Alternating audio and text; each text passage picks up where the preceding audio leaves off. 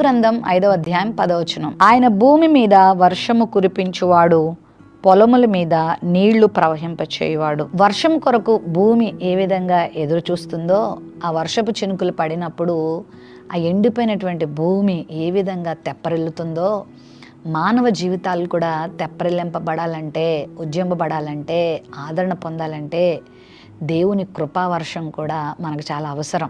దేవుని యొక్క కృప ఎంత గొప్పదంటే, భూమి మీద వర్షం కురిపిస్తున్న దేవునికి ఎండిపోయి వేసారిపోయి వాడబారిపోయిన మన జీవితాల మీద కూడా తన కృపావర్షాన్ని కురిపించడానికి ఆయన సమర్థుడై ఉన్నవాడు. ఒకవేళ నీ జీవితం కూడా నీళ్లు లేక ఎండిపోయినట్లుగా ఉందా? ఒకవేళ ఒక ఎడారిలాగా ఉందా?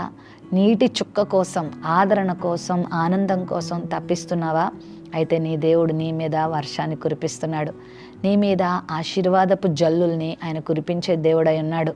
ఎంత గొప్పవాడంటే, ఈ సర్వ సృష్టిని తన స్వాధీనమందుంచుకొని, వర్షపు బిందువుల్ని తన స్వాధీనమందుంచుకొని, ఏ సమయానికి ఎక్కడ ఎలా వర్షాన్ని అందించాలో, పొలాల మీద ఏ విధంగా నీళ్లను ప్రవహింపచేయాలో తెలుసుకున్న దేవుడు సమస్తాన్ని సక్రమంగా జరిగిస్తున్నాడు కదా.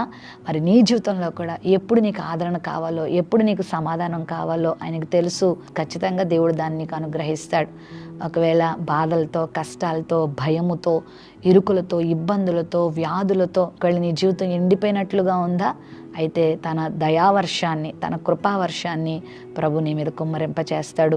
నిన్ను ఆదరిస్తాడు, నేను వెలుగులోకి తీసుకొస్తాడు. రాహాబు జీవితం ఎండిపోయింది పాపము చేత, భయంకరమైనటువంటి ఆ వృత్తి చేత. ఆమె జీవితము లోకానుసారమైనటువంటి అనుభవాలతో, పాపపు అనుభవాలతో ఎండిపోయినట్లుగా ఉన్నప్పుడు దేవుని దయావర్షం ఆమె మీద కురిసింది.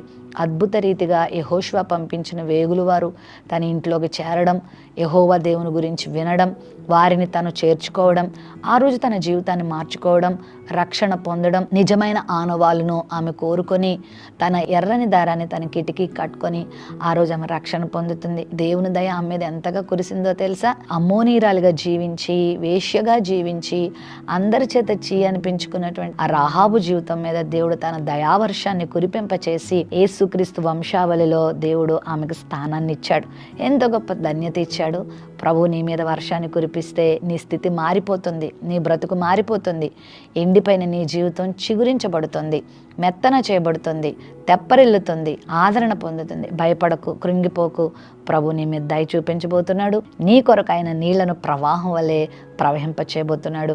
గొప్ప ఆశీర్వాదాన్ని, దీవెనను, ఆనందాన్ని నీకు ఇవ్వబోతున్నాడు. ప్రేమ నమ్మకం కలిగిన మా తండ్రి, నీ బిడ్డల జీవితంలో నిరాశ, నిస్పృహలు తొలగించి, భయమును, ఆందోళనను తొలగించి, ధైర్యపరిచి, నిరీక్షణ ఇచ్చి, నీ మహిమ కొరకు కార్యాలు పొందేవారిగా సిద్ధపరచమని యేసు నామమున అడుగుచున్నాం తండ్రి. ఆమేన్.